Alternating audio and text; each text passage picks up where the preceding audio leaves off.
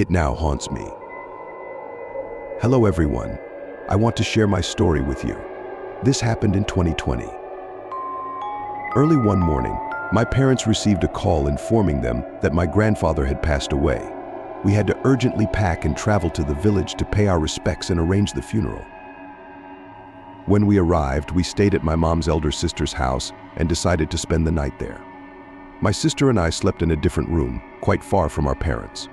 Exhausted from the long journey, we almost fell asleep immediately.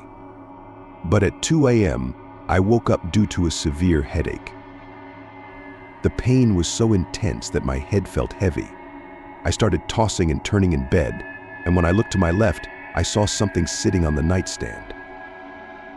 I can't say for sure what it was, but it looked like a girl. It was completely black and was sitting with its head leaning against the wall, staring at me. I was terrified. At first I thought it might be clothes or a backpack, but upon closer inspection, I saw red eyes. This entity was covered in some sort of garment that hid its thin body, and only its eyes were visible.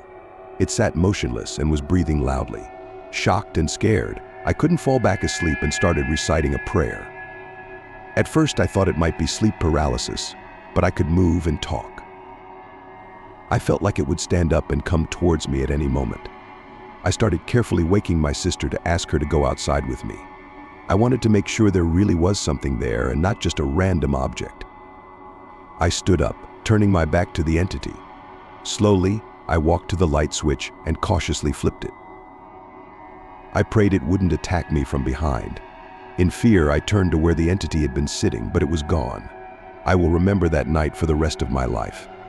After that terrifying night, even after returning to the city, for 2 years now, I wake up every night at 2 a.m. and constantly feel like someone is watching me.